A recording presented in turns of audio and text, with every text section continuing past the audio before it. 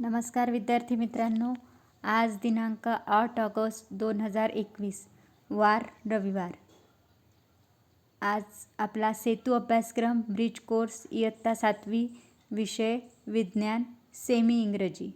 आजच्या सेतू अभ्यासक्रमामध्ये आपल्याला लेट्स अंडरस्टँड आहे, समजून घ्यायचं आहे magnetism, magnetic materials and non magnetic materials. Reference दिलेला आहे standard 6 chapter 15 fun with magnets. म्हणजे आज आपल्याला इयत्ता 6वीचं चॅप्टर नंबर 15वं प्रकरण फन विथ मॅग्नेट्स यामधलं आपल्याला समजून घ्यायचं आहे magnetism, magnetic material and non magnetic materials. एवढे मुद्दे विद्यार्थ्यांनो आज आपल्याला समजून घ्यायचे आहे। आजची ॲक्टिव्हिटी शीट नंबर आहे 24 आणि आजच्या रेफरन्सचे लर्निंग आउटकम्स आहे applies learning to scientific concepts in day to day life. म्हणजे त्याच्यामध्ये आपल्याला त्याच्यामधून ज्या वैज्ञानिक कन्सेप्ट्स मिळणार आहे, सायंटिफिक कन्सेप्ट्स मिळणार आहे, त्या आपल्याला दैनंदिन जीवनामध्ये त्याचा वापर आपल्याला करायचा आहे। Now let's take a look. बघा काय म्हटलेलं आहे, the material to which object made from iron, nickel, cobalt, etc. get attracted is called a magnet and this property of material is called magnetism. पहा काय म्हटलेलं आहे, द मटेरियल तुम्हाला इथे चित्रामध्ये दिसतही असेल, इथे चित्रामध्ये तुम्हाला दाखवलेलं पण आहे की इथे हे मॅग्नेट दिसत आहे तुम्हाला। The magnet to which objects made from iron, nickel, cobalt etcetera get attracted is called a magnet. म्हणजे जो पदार्थ आयर्नपासून बनवलेल्या, निकेलपासून बनवलेल्या, कोबाल्टपासून बनवलेल्या पदार्थाकडे अट्रॅक्ट होतो, खेचल्या जातो, आकर्षित होतो, त्याला काय म्हणतात, त्याला मॅग्नेट असे म्हणतात। आणि ही जी प्रॉपर्टी आहे, हा जो गुणधर्म आहे, this property of material is called a magnetism. याला काय म्हणतात, मॅग्नेटिझम असे म्हणतात। आता तुम्हाला माहिती आहे की बऱ्याच वस्तूंमध्ये काय असते, मॅग्नेट असते। तुम्ही सगळ्यांनी मॅग्नेट पाहिलेलं आहे। मॅग्नेट म्हणजे काय, चुंबक। चुंबकाचा गुणधर्म काय आहे की ज्या आयर्न, कोबाल्ट, निकेल यासारख्या ज्या वस्तू आहे यांना स्वतःकडे खेचून घेणे, आकर्षित करणे। आणि त्याच प्रॉपर्टीला आपण काय म्हणतो, this property of material is called magnetism. ती जी प्रॉपर्टी आहे त्याला आपण मॅग्नेटिझम असे म्हणतो। आता हे जे मॅग्नेट आहे, it is use in this gadgets. वेगवेगळ्या गॅजेट्समध्ये सुद्धा ते वापरले जातात। वेगवेगळे जे इन्स्ट्रुमेंट आहे, वेगवेगळे जे यंत्र आहे, त्याच्यामध्ये सुद्धा या गॅजेटचा उपयोग होतो। आपल्या घरी जे फ्रीज असतो, त्या फ्रीजमध्ये तुम्ही बघा, फ्रीजचं डोअर उघडा आणि थोडा वेळ ते असं थोडं लावल्यासारखं करा, थोड्या वेळाने काय होतं की ते आपोआपच ते फ्रीजचं जे दार आहे ते लागून जातं। ते ह्याचं कारण काय आहे, तर याच्यामध्ये काय होतं की त्याच्यामध्ये सुद्धा तिथे काय आहे, आपल्याला त्याच्यामध्ये सुद्धा मॅग्नेट आहे। म्हणजे वेगवेगळी जी उपकरणं आहे, मोठी मोठी जी साधनं आहे, त्याच्यामध्ये सुद्धा या मॅग्नेटचा उपयोग केला जातो। And what is the main property of magnet, to get attracted the iron, nickel and cobalt यासारखे जे आहेत त्यांना स्वतःकडे आकर्षित करून घेणे। The material to which objects made from iron, nickel, cobalt get attracted is called a magnet and this property of material is called magnetism. आणि ही जी प्रॉपर्टी आहे याला काय म्हणायचं, याला म्हणायचं magnetism. When a magnet attracts an object, that object is displaced due to the magnetic force. In places like factories, ports, garbage depots, large objects are shifted from place to place. For this purpose, cranes with magnets are used. Work is done by magnetic force, and this shows that magnetism is a kind of energy.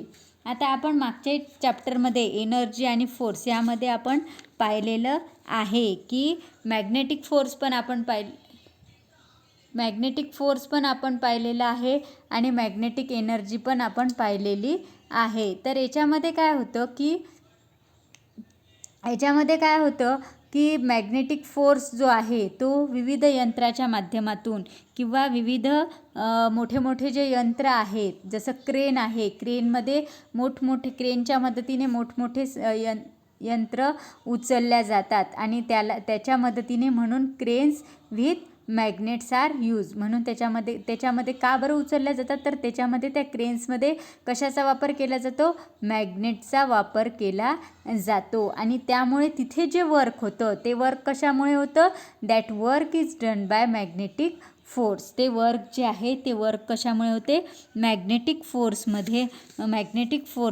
ते तिथलं जे work आहे ते work होते. वेगवेगळ्या याच्यामध्ये crane, जसं आपण एक्झाम्पल पाहिलं की क्रेनमध्ये चुंबक वापरतात मोठ्या वस्तूंची हालचाल करण्यासाठी, हलवाहलव करण्यासाठी त्या चुंबकाचा वापर करतात आणि चुंबकामुळे तिथे वर्क होते. म्हणजेच तिथे काय होते, चुंबकीय बल लावल्या जाते, ज्याला आपण मॅग्नेटिक फोर्स असे म्हणू. आणि या मॅग्नेटिक फोर्समुळे काय होते, तिथे work is done by that magnetic force. आणि त्यावरूनच this shows that magnetism is a kind of energy. Magnetism काय आहे, magnetism is a kind of energy असंही आपण म्हणू शकतो. तर मग चुंबक काय आहे, चुंबक एखादी वस्तू आकर्षून घेतेच, म्हणजे चुंबकीय बलामुळे त्या वस्तूचे काय होते, विस्थापन होते. चुंबक एखादी वस्तू, the when a magnet attracts an object, the object is displaced due to the magnetic force. चुंबक एखादी वस्तू आकर्षून घेते म्हणजेच काय होते, चुंबकीय बलामुळे त्या वस्तूचं विस्थापन होते, डिस्प्लेसमेंट होते. आपण हे यापूर्वीच्या चॅप्टरमध्ये पाहिलेलं आहे, what is mean bye displacement, work, energy, force,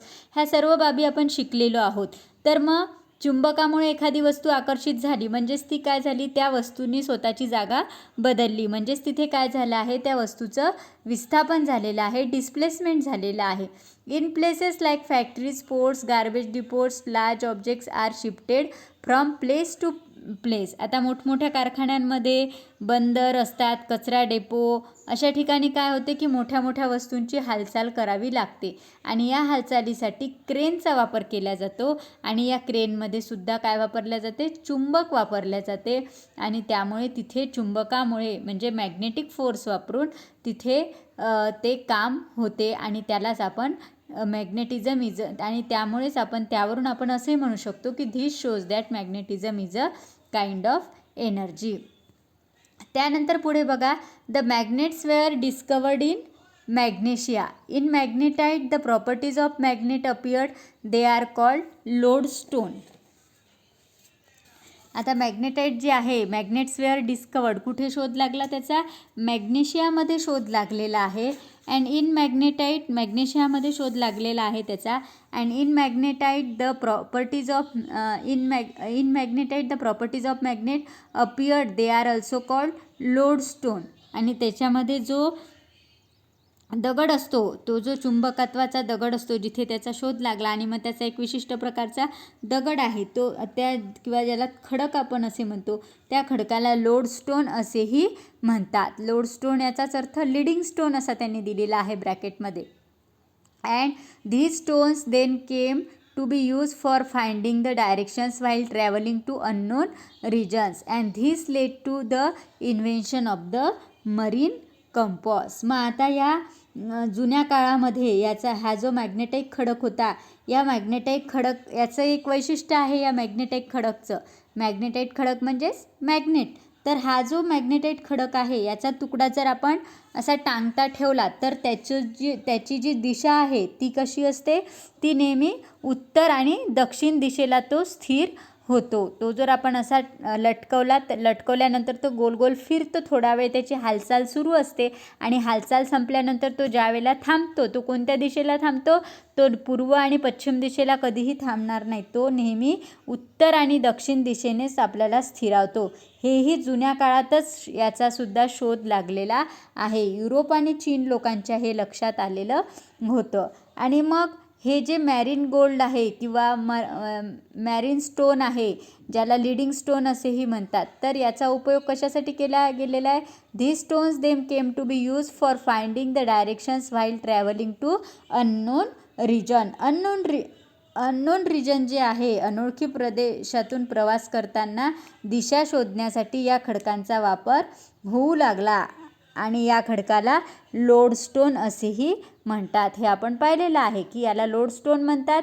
आणि या लोडस्टोनचा उपयोग कशासाठी करतात की अनोळखी प्रदेशातून, जो अननोन रिजन आहे त्या अननोन प्रदेशातून प्रवास करत असताना दिशा शोधण्यासाठी या खडकांचा वापर होऊ लागला. आणि या खडकाला लोडस्टोन असेही म्हणतात. आणि यातूनच पुढे this led to the invention of the marine compass. होकायंत्राची जी आहे ती होकायंत्राची सुद्धा याच्यामधूनच पुढे निर्मिती झाली.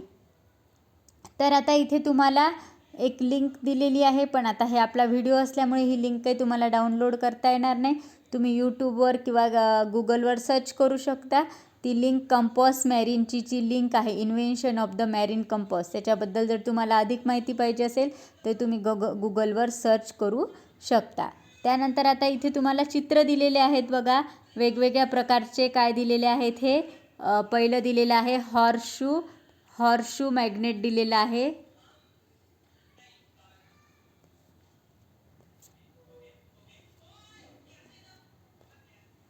हॉर्सशू मॅग्नेट आहे. त्यानंतर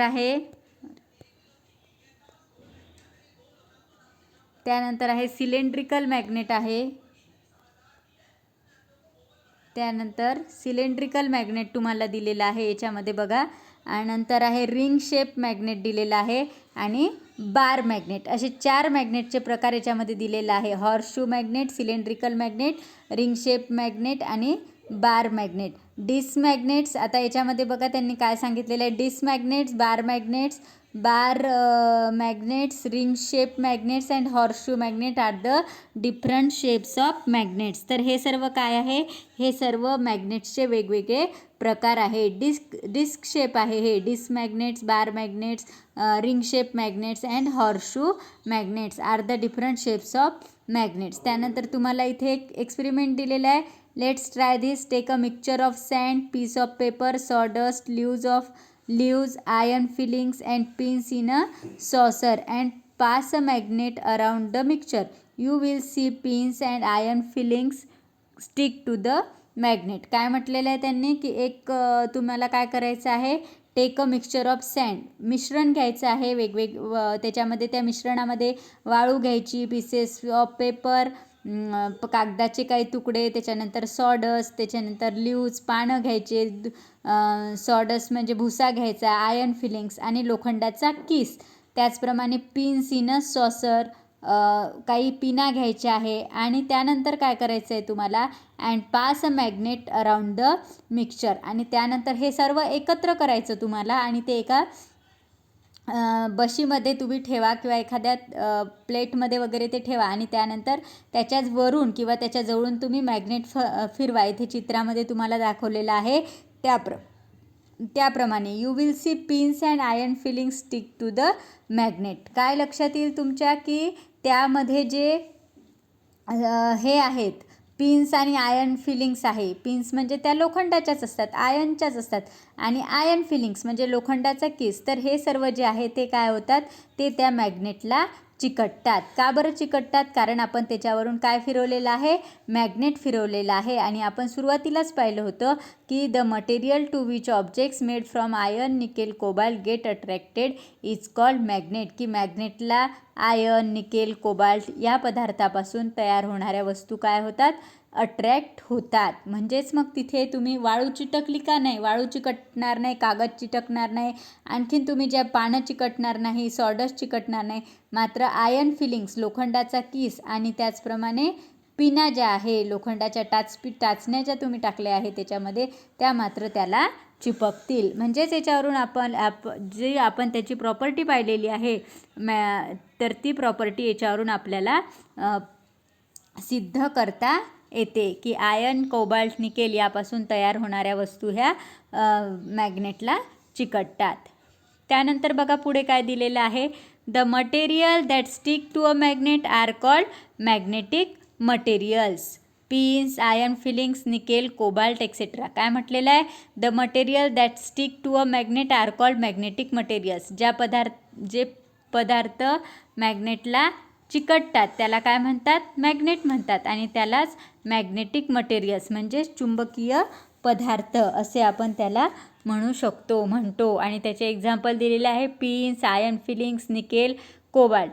त्यानंतर the materials that do not stick to a magnet are called non magnetic materials. आणि ज्या पदार्थाला चिकटत नाही, ज्याला जसं आता याच्या आधीचा एक्सपेरिमेंट आपण पाहिला की त्याच्यामध्ये आपण पिना टाकल्या, आयर्न फिलिंग्स टाकलं, त्यानंतर पानं टाकली, भुसा टाकला, त्यानंतर कागद टाकलं. तर याच्यामध्ये काय होतं की त्याच्यामधले फक्त पिना आणि आयर्न फिलिंग्स, लोखंडाचा कीस जो आहे तोच फक्त त्या मॅग्नेटला चिकटतो, बाकीचं चिकटत नाही. म्हणजेच the materials that do not stick to a magnet are called non magnetic materials. Non magnetic materials कशाला म्हणायचं?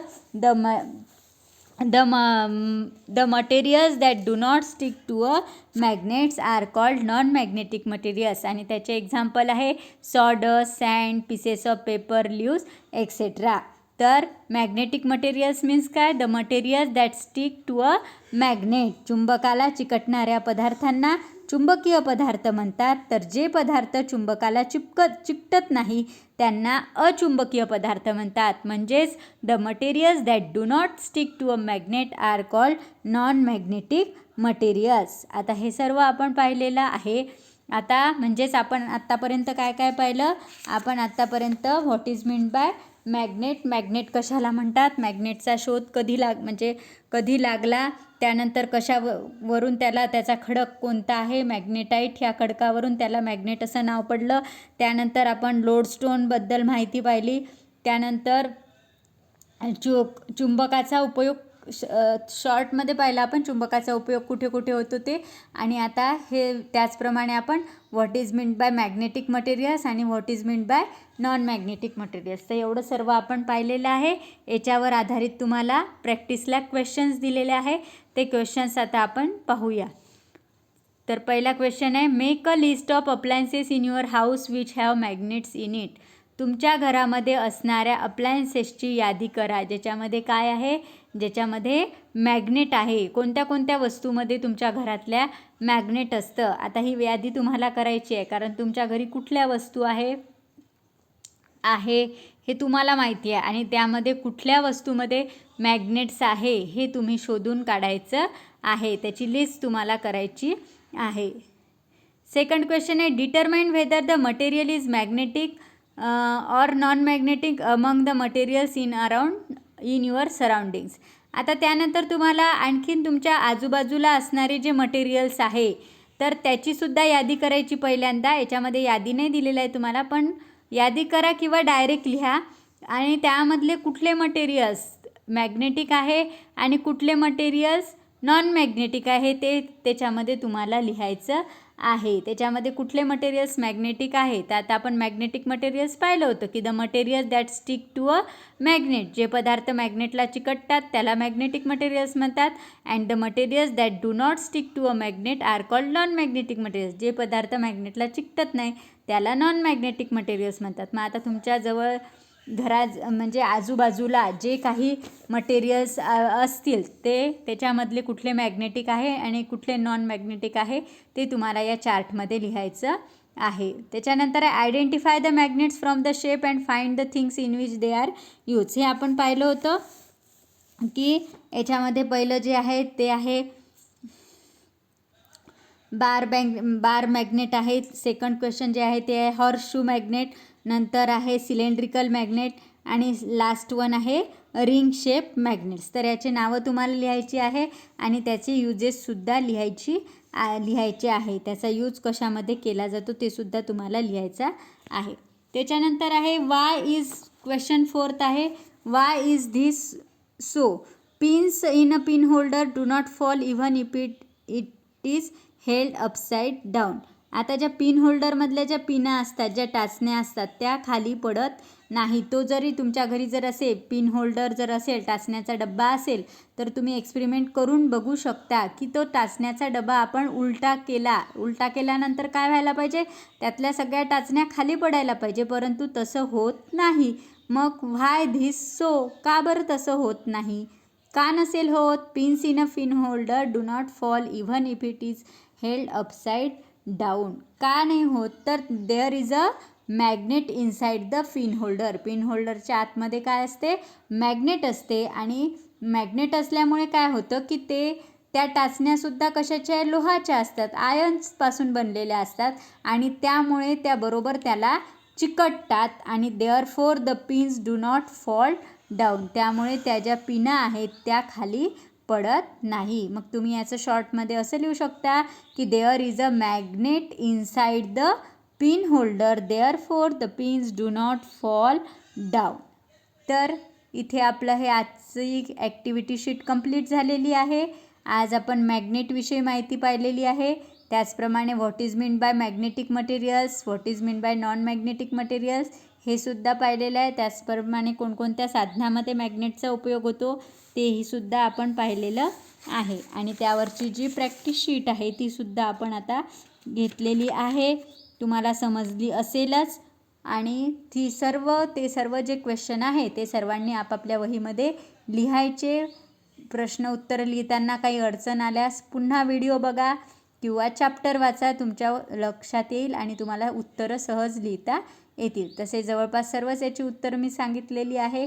पण उत्तरं लिहिताना जर काही अडचण आल्यास पुन्हा व्हिडिओ पहा किंवा चॅप्टर वाचा. आणि इथे आज आपण थांबूया. आपली ॲक्टिव्हिटी शीट इथे कंप्लीट झालेली आहे. तर आज आपण इथेच थांबूया. उद्या पुन्हा भेटूया. Okay, thank you.